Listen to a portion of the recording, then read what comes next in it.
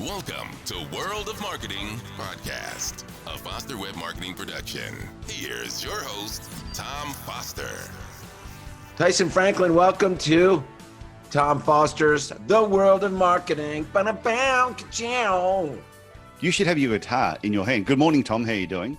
And I didn't realize you used your name at the beginning. It is Tom Foster's World of Marketing. I just threw that in today. It's usually FWM. And with all the guitars in the background there, you should have a guitar hooked up and you should have a little riff that you do at the beginning of every show. I'm disappointed now. Disappointed! I'm working on one. Actually. Yeah. Sort of like... Working on a couple of things. So there's a lot of guitars. How many guitars you got?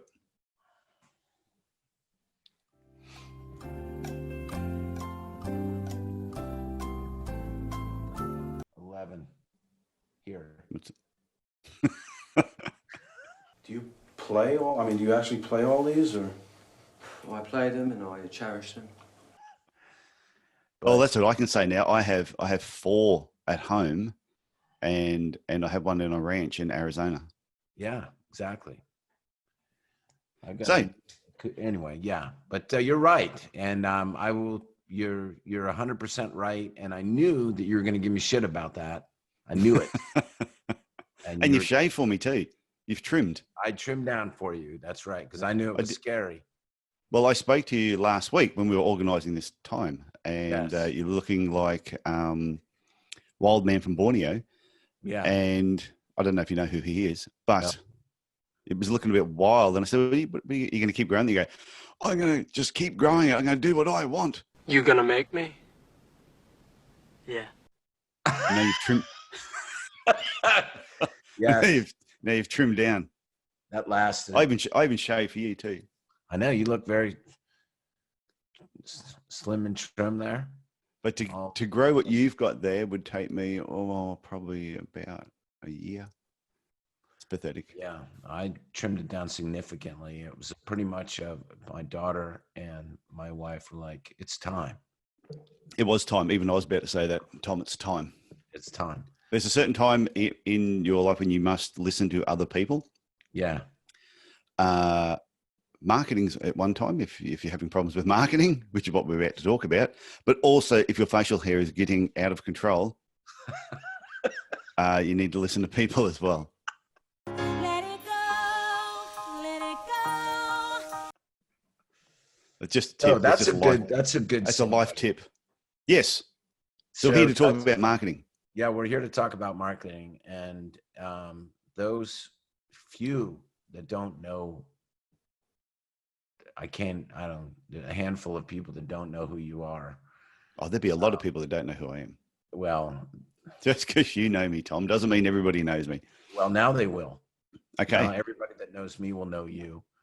And we need to have you more as a regular, because you're just an entertaining, good old guy. Oh, I'd love to come back. I'd love to be a repeat offender in a good way. I think that'd be great. So you and I met how many years ago? A lot of years. 2012, I think it was, in Nashville. Yeah. 12, Nashville. 13, 14, 15. No, it might have been 2013 in Nashville, Tennessee. Went over there for there was a top practices conference on. Yeah. And I think I was sitting at the bar talking to Peter Wishney. Yeah. Dr. The Godfather. I think I was talking to him. And you and Chad and a pile of other people were sort of just over to my right chatting away. And then I think you called over to Peter and said, "Hey, we're going to go out for a couple of drinks onto the main area of in Nashville." And you sort of just looked at me. And I just looked like this poor guy that was just there by himself, only Australian. And I think you took sympathy from me. You said, "Would you like to join us?" And our friendship has blossomed since that night in the limousine. I was like, this guy's got to be cool. You had these Nike high tops on. I'm wearing them at the moment too. You just Australian, of course. And we hit it off right away, and been going ever since. And you're a podiatrist by trade. I am. And you were looking back then we'll catch up to now, but back then you're looking for new marketing ideas and strategies. Well, what it was, I was in the process of writing a book. And that's one that's just over here. I'm all right down there. It's no secret there's money in podiatry. So I was in the process of writing it. I was about halfway through that book. And I went, okay, all the information I've gathered from that was, my own experiences.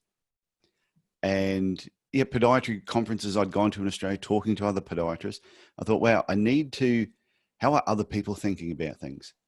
And the year before that, there was, I think the year before, you were in Las Vegas, and I was going to duck in because I was over in America at the same time. So I was going to go to that, but something happened, didn't make it.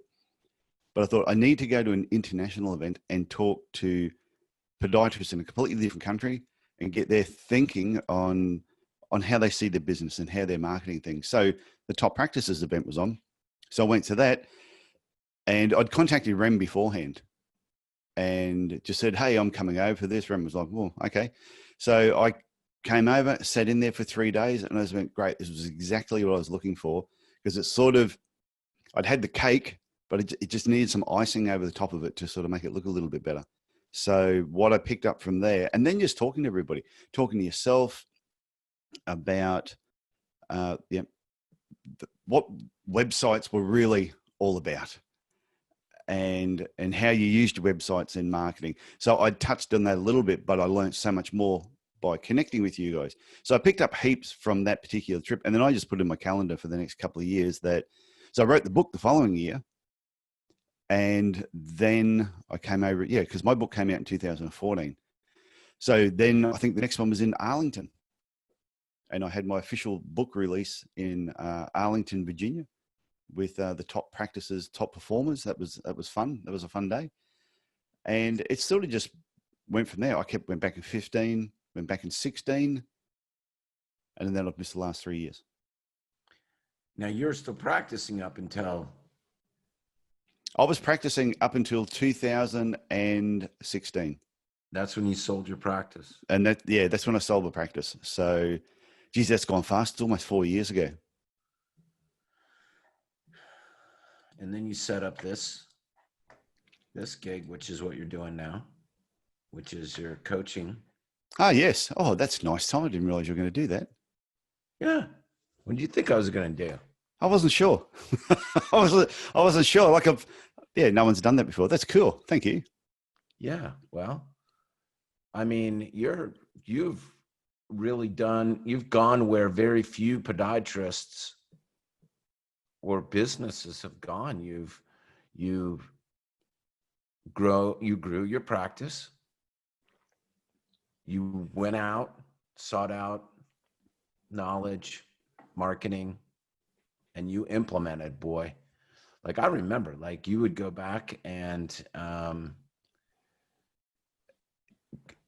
take everything that you would learn and you would just implement, and you would send pictures, and you were writing content like a madman. And this is back when you were practicing full time as a doctor, and you were just building the practice, and you built the value of the practice up so you could ultimately sell it. Back then you were a DSS user. It was a wonderful experience, and then you sold it, and they did what they did. They did what they did. I must admit, your websites for podiatry businesses was just fantastic. Just so easy to use.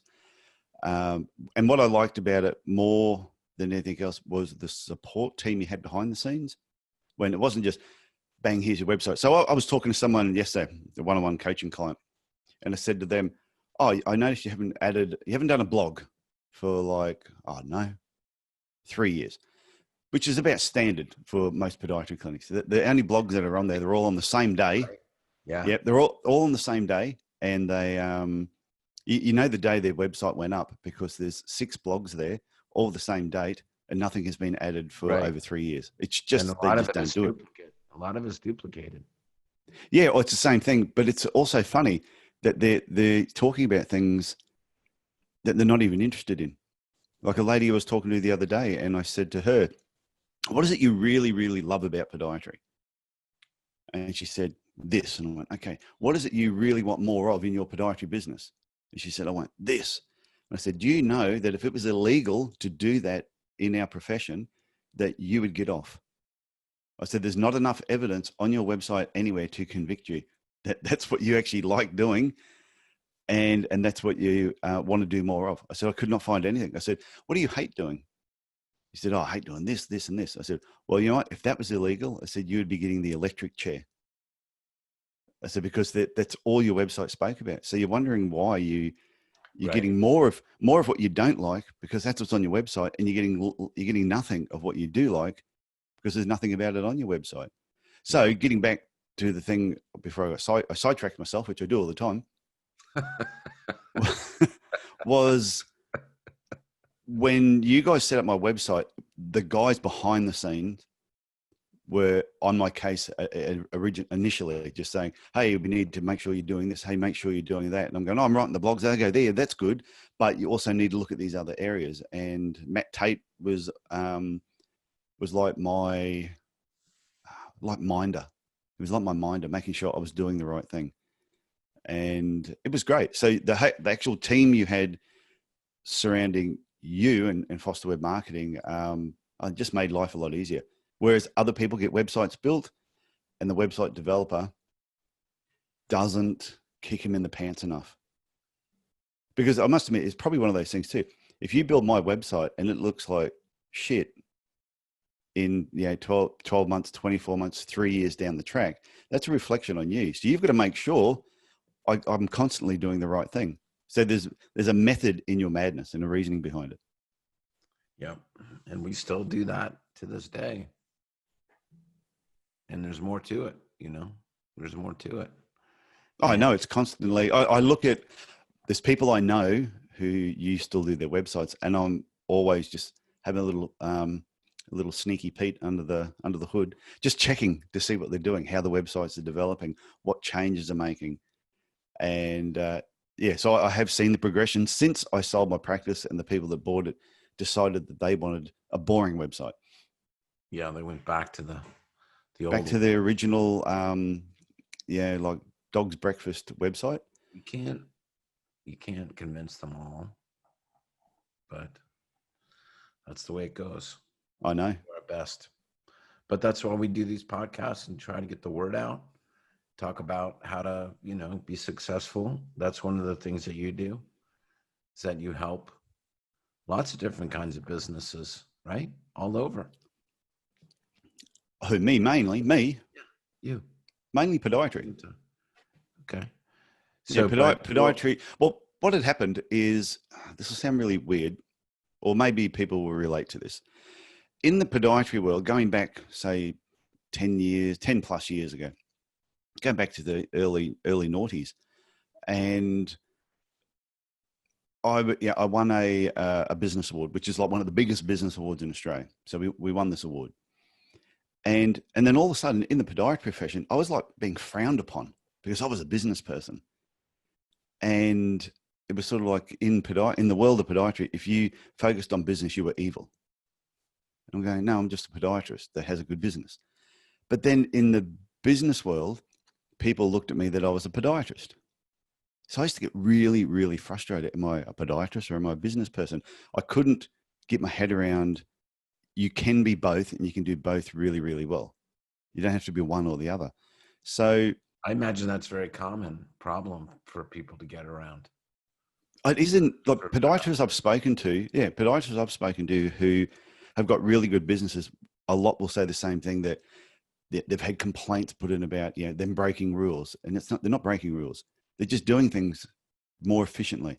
There's no secret sauce to it. It's just they've put the work in and they've learned how to communicate with their patients better, how to communicate with their team. The team actually enjoys coming to work. They have a boss that has leadership and is leading away, especially like now with the whole COVID-19 thing. And I've seen some podiatrists they're like Eeyore out of Winnie the Pooh. I don't know if you know who Eeyore. Yeah, I know. Who Eeyore? Yeah. Yeah. Oh, that was me. Just, right. they're blaming the government. They're blaming everybody else why they ran out of money after 1 month. You ran out of money after 1 month because you didn't have any money. Whereas if you'd been building a business and putting money aside and all that, you could have sort of held out a lot longer. But then there's other people who all this has gone on. They've gone, okay, I'm going to upskill. I'm going to learn some good time to do renovations in my business because I've never had the time to do it. And they're going to come out the other end so much better off than the person that is just whinging, complaining and pointing fingers at everybody. Agreed.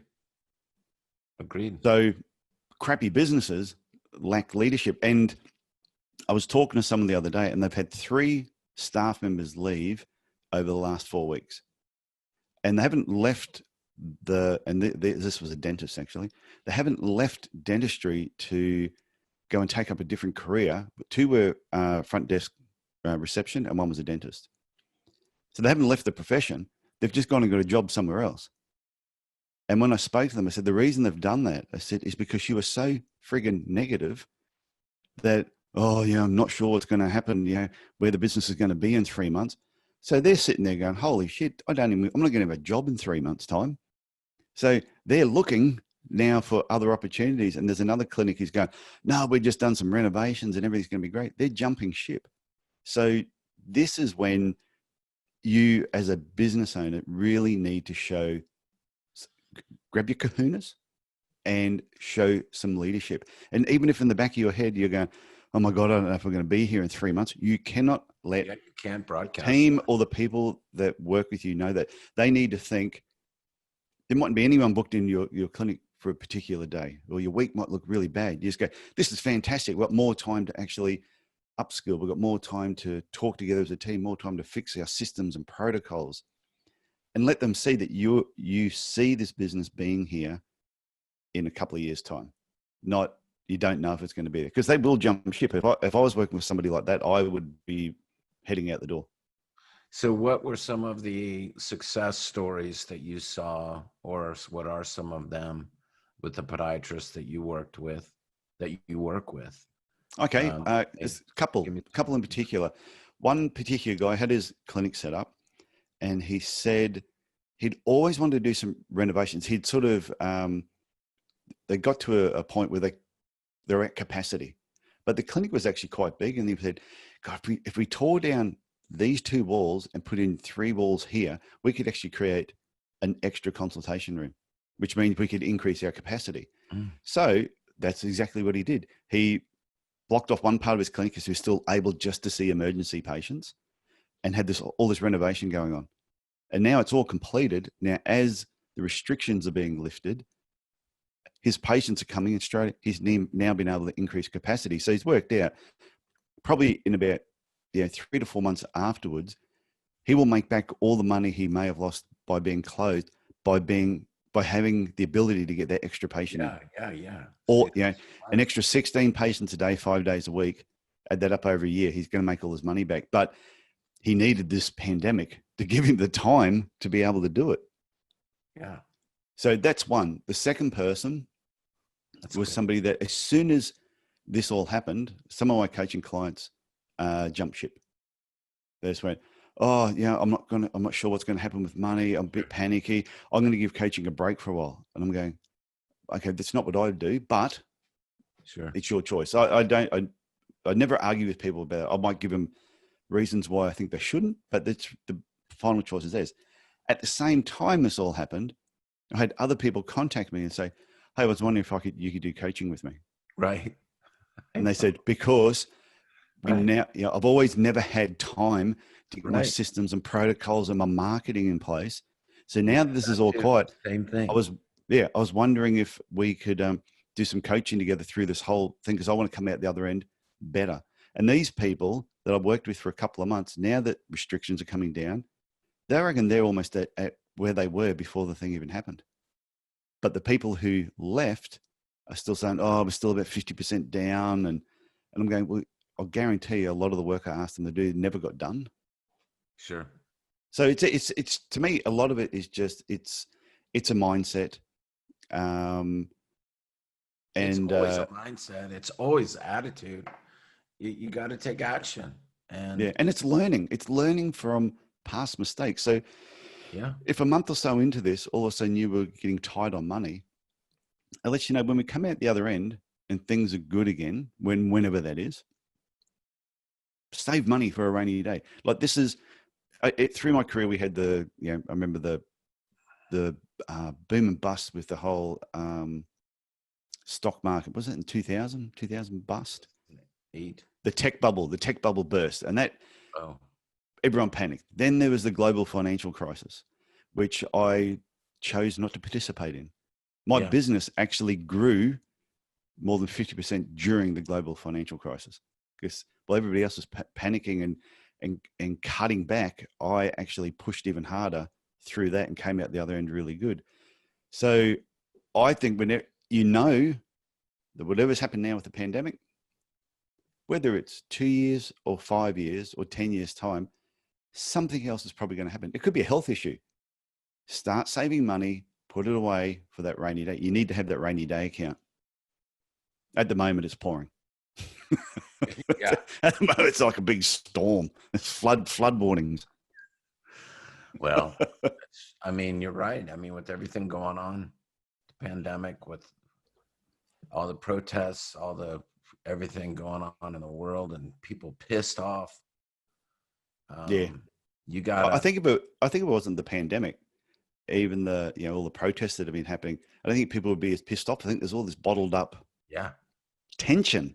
Yeah. And I shot a video a couple of weeks back, and it was about how we were all actually feeling by. So right now, I can't jump on a plane and come to the States. I'm not allowed to. I can't fly out of my state. Not that long ago, I wasn't allowed to leave my town. You couldn't go any more than 10 miles from where you lived. And I could feel the tension with everybody, that even people who didn't travel a lot were still like, but I don't even have the choice to do it. And I think that tension built up, that now that you got the protests, people are just like, just ready to explode. Yeah. Well, for many reasons. But I think that, for the purpose of this, you've got to remain positive and know that everything is a wave, just like you said. We'll get through this to the other side of whatever this is. And we all of us that are on this call and listening are entrepreneurs, and we have a responsibility to our business and to our clients to keep it running and going and positive and not be an Eeyore. That's not going to help anything. Definitely. You got to be a leader. And that's what we're all looking for anyway, but you got to be a leader of your own business and lead it through this chaos, this weird time, come up with new plans. I mean, those are great examples. I know clients that, I have a lot of lawyers and doctors, but lawyers that started new practice areas or were able to just start marketing to their list, just able to start doing more content. Andrew Schneider, Dr. Schneider down there in Houston, he got slowed down, but that actually gave him an opportunity to start writing content again, which he missed out a lot, and that grew his traffic because he got back into it. So, and that got him better clients as a result of his own efforts of writing content again, because he started writing from the heart. Has John Juliana been on here yet? No. No, but I was talking to him just recently, and I saw that. Yeah, he said, it just came out on the Podiatry Legends podcast. Might as well give it a plug. There you go. So, but he was saying that when you look at a lot of medical practices, whether it's podiatry and other things, they've been seeing too many patients a day. To make more money, they've been trying to cram more patients in and zipping between rooms, and probably treatment outcomes for the patient have not always been as good as what they could be because you've been trying to do too much. He said, now that patient volume is down, it's a perfect opportunity to go, what are all the services that we probably could be offering this patient that we've never had the time just to sit down and think about. Right. So spend a little bit more time with them and do a care plan. Someone comes in with an ingrown toenail, instead of just treating the nail or doing surgery and sprinting to the next room to go and see the next patient, is look at that patient and go, wow, I've also got bunions. Have I spoken to them about the bunions? Maybe they need to have an assessment. And then when you're talking, you find, oh, you've also got heel pain. And so therefore it's putting a care plan. And his example he gave, and I went, that is so right. Dentists have been doing this our whole lives. You go into the dentist because you've got a toothache, and the dentist does not look just at that tooth. They go, oh, we need to do an oral exam. So they do the examination. Do you know you need a scale and clean? You do the scale and clean. And they go, oh, well, we did that. We noticed you've got a couple of little holes over here. And this tooth here, is that sore when I tap it? Yes, it is. Oh, may need a root canal. Or there's a crack in this tooth. You need to get a crown. So all of a sudden you've gone in for one little toothache, and next thing you've got a care plan for $4,500. Yeah, 100%. And if you care about your health, like supplements and stuff. I mean, like, yeah, you can even go to like, well, you know, you're getting your ingrown toenail because you're stressed out. Here, you need to get on the supplement program. Like, you know, they can be, and shoes as well. Like podiatrists that aren't selling shoes, I think, are nuts, because, you know, during that whole downtime, there's no retail shoe stores open. So that's a whole nother opportunity for them to be selling shoes and partnering up with retail shoe stores that aren't able to see people. But these guys can, and that's what they want to know. What shoe should I wear to make this pain go away and to make me a super fast runner? Yes. Yeah. Well, we owned a shoe shop, which was attached to our podiatry clinic. Right. And what was really interesting is the clinic that, I sold the clinic, and you were right. Shoe shops got closed down, but the shoe shop and the podiatry clinic didn't, because it was a podiatry clinic. Right. And their shoe sales went up.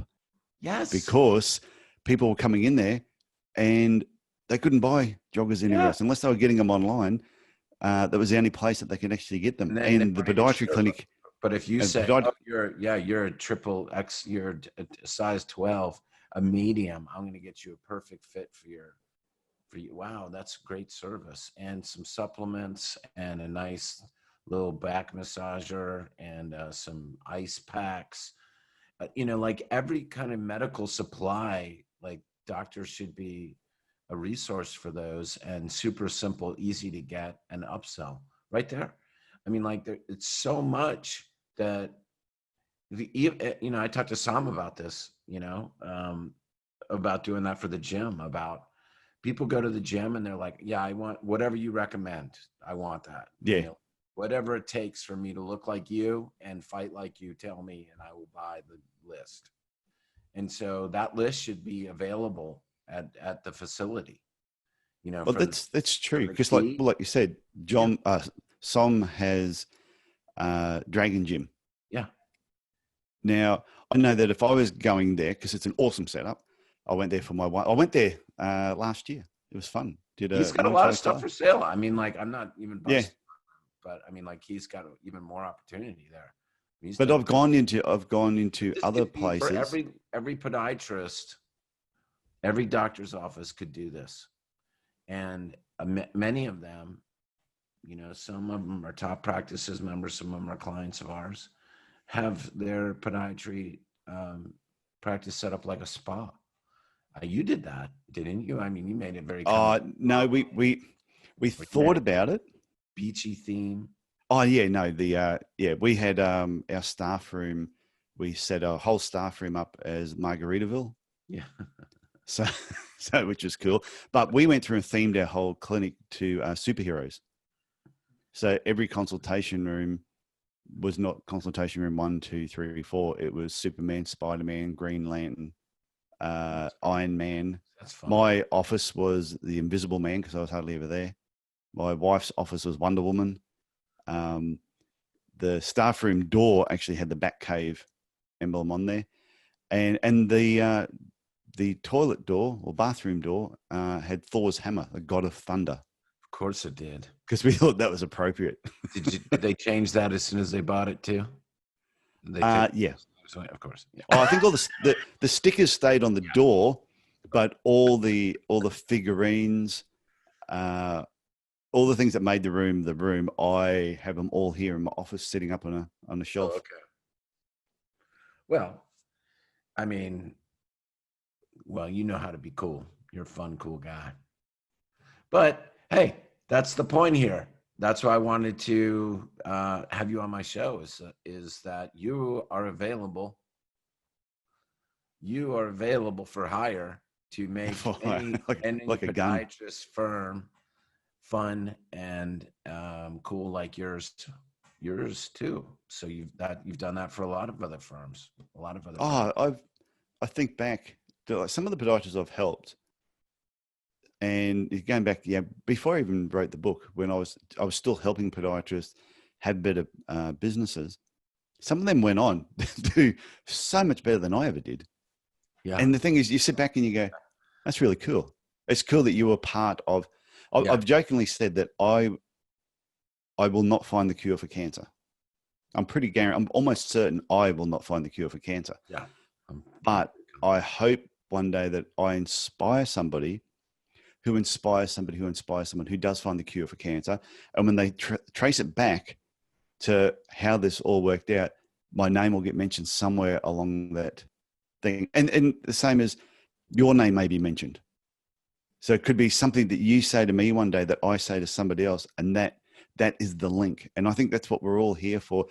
Yes, we all want to make money. Yes, we want to have a good lifestyle. We want to have some toys and have some fun and look after our family.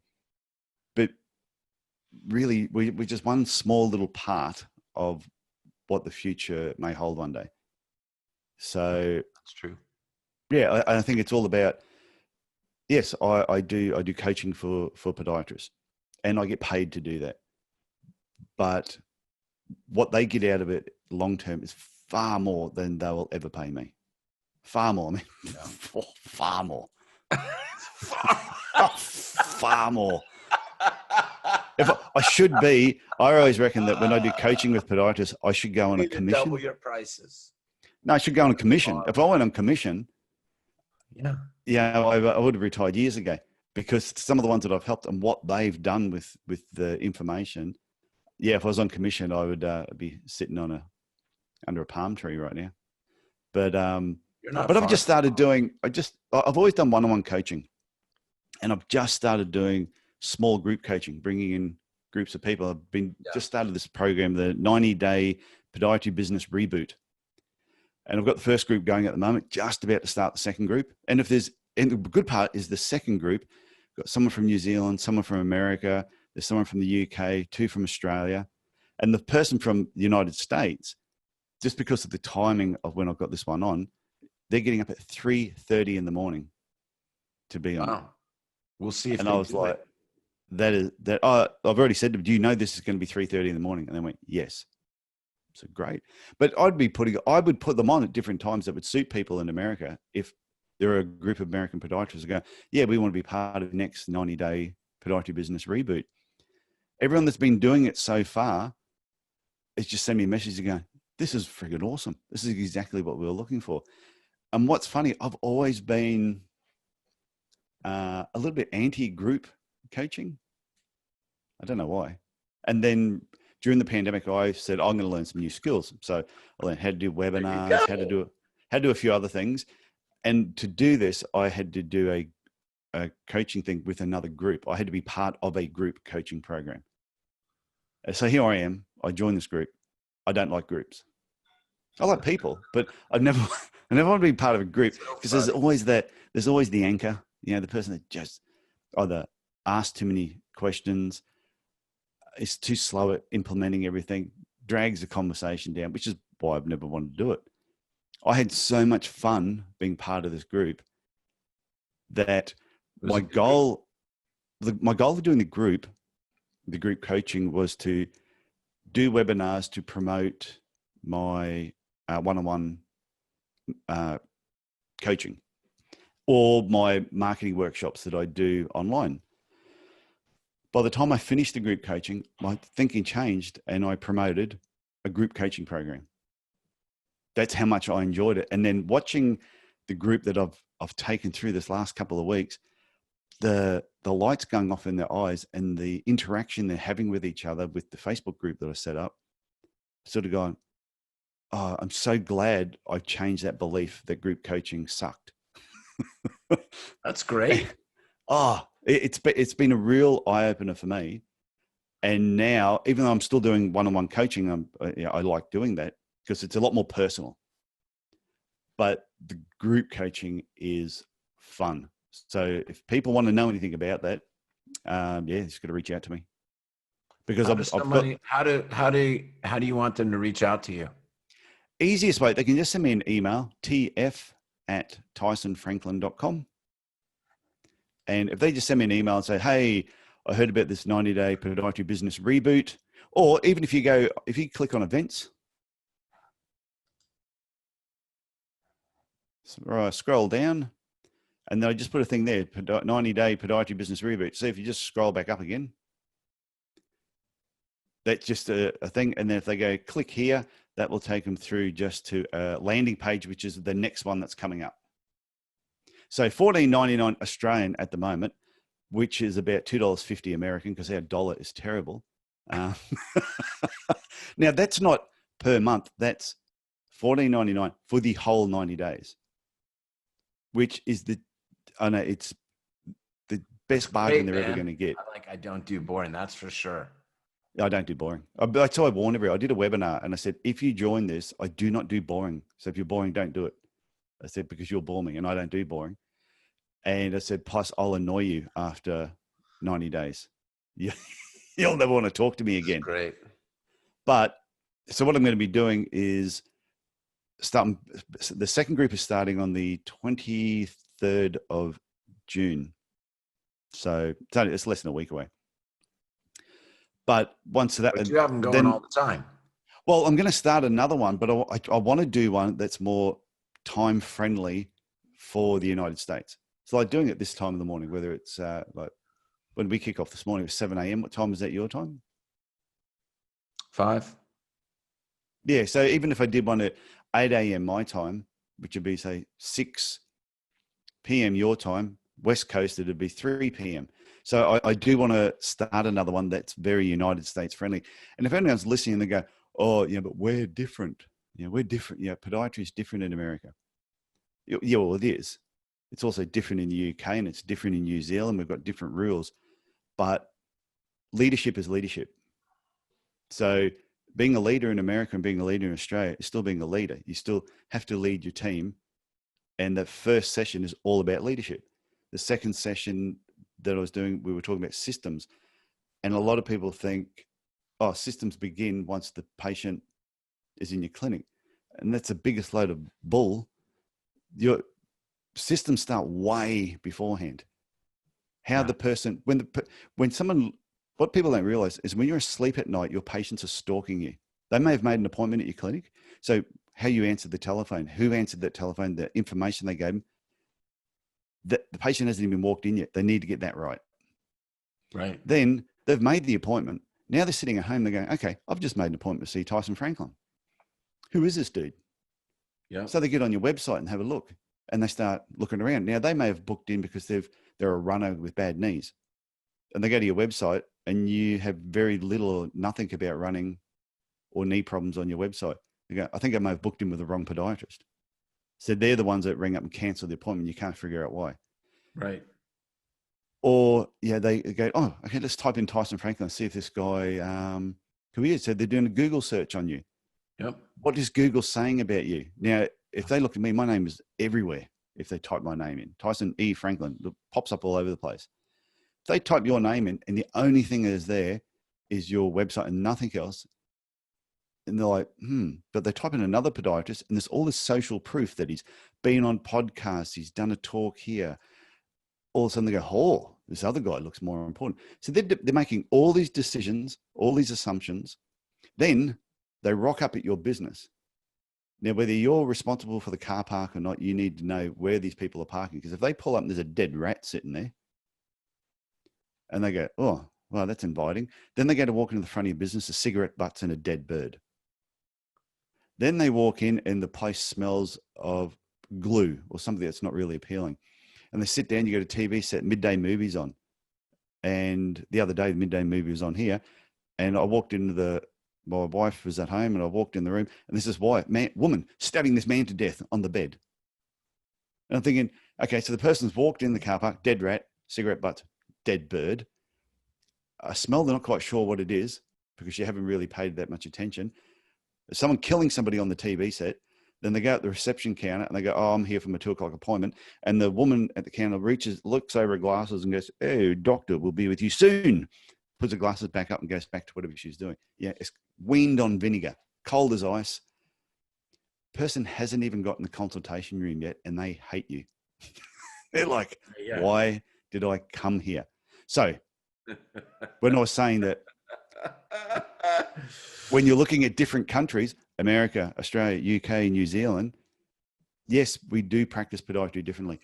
But what I talk about through the 90-day reboot is not about how you treat your patient so much. It's all the other stuff that actually makes your business better. And that's why I call it a reboot, because it's really rebooting yourself up the butt, I think. Yeah. And that's what everyone in the group so far has told me. Talked about, you haven't even seen the patient. You haven't even touched them. No. And then happens. Yeah. That's what you got to like just be aware of and pay attention to. You're 100% right. That has nothing to do with your medical acumen. They have this thing over here in Australia. It was in a movie called The Castle, and it's all about the vibe. The guy is arguing constitutional law, and he's saying to the judge, it's just not right. It's not. And he's going, whereabouts in the Constitution are you saying that this is wrong? And he goes, I'm not sure. It's just the vibe. That was his whole defense. It's just the vibe. It's a funny Australian movie if you want to watch it. The Castle. Highly recommended. You may not get half the jokes. Eric Banner's in it. But it's his first ever movie. Oh, really? So he plays a kickboxer that can't kick any higher than your knee, but it's a different story. So sometimes patients will see your business. They may have the first consultation and they may leave. And there's just the vibe. It's just something. It could have been the dead rat, the cigarette butts, the bird. The smell is the glue. Is there like when you walk into a dental clinic and it has a dental smell? Yeah, I know exactly what you're talking about. Yeah, but there's a dentist in Brisbane who has an oven set up in his reception area and they bake cookies all day. And the reason for doing that is to get the cookie smell through the place instead of that dental smell. Yeah. And then he makes sugar-free, dental-friendly cookies that every patient that leaves gets these cookies and they're just cooking them. So to me, when they leave that dental practice and they get back to their work or wherever it is, do you think they talk about, geez, that dentist did an awesome crown? Or do they talk about the cookies? The cookies. They talk about the thing that cost, $1,000, or they talk about the thing that cost the dentist $2.50 to bake. Right. And that is marketing. That is smart. Yeah. That's making you stand out, and it doesn't cost a lot to stand out. Just thinking about making things. Me want cookies right now. Yeah, I think exactly the same. Subway cookies, I think, are the best, but the soft cookies? Ones. Subway. Have you had a Subway cookie? Yeah, those aren't the best. Oh, they're pretty damn good. The best cookies on the planet are made by Cole's mom, who edits this video. His mom. The best cookies on the planet. That is. But I hear Buster's mum makes the best chocolate brownies. Oh, really? Oh, I just remember him telling the story. Oh. At Business Black Ops, that his mum makes the best chocolate brownies. Maybe. Ask him. I will. Yeah. Next time I come over, which won't be this year. Damn it. It will be next year. I should tell Buster to put an order in beforehand. Yeah. I'll do that. See if he's got the recipe. Well, I sure appreciate you coming on the show again, buddy. Well, no, this has been fun. This is the first one. This is the first one. When you first were kicking off the show, you've been on mine twice, I think. Yeah, but when you first kicked this show off, you said, I want to get you on as a guest. I said, yes, Tom, okay.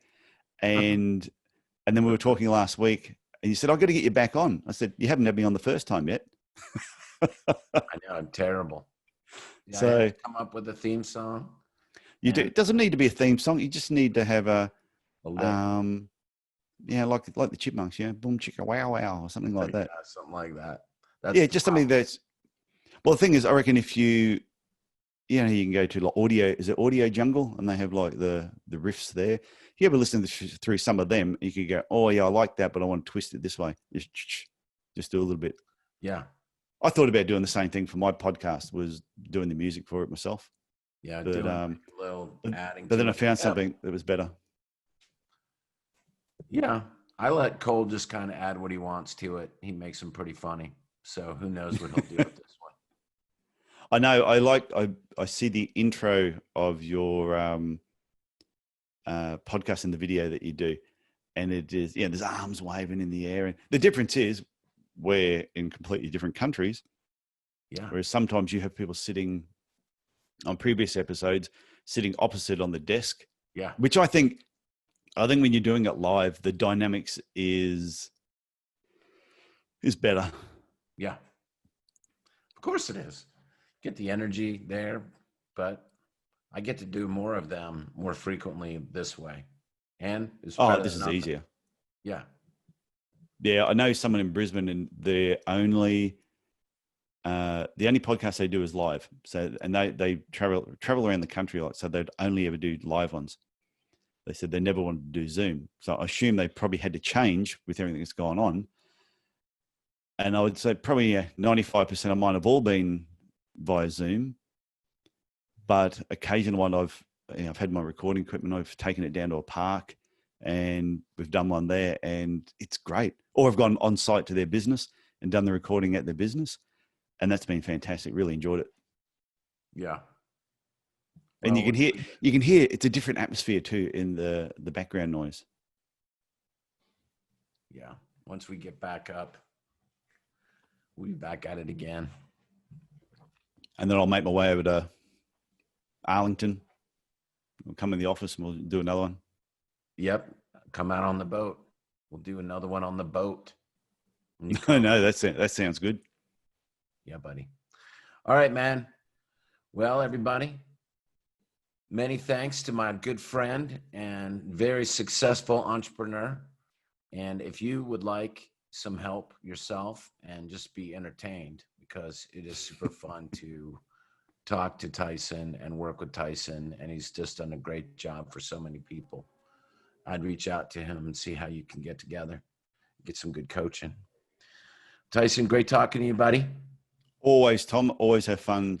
I never leave talking with you not feeling better for the experience.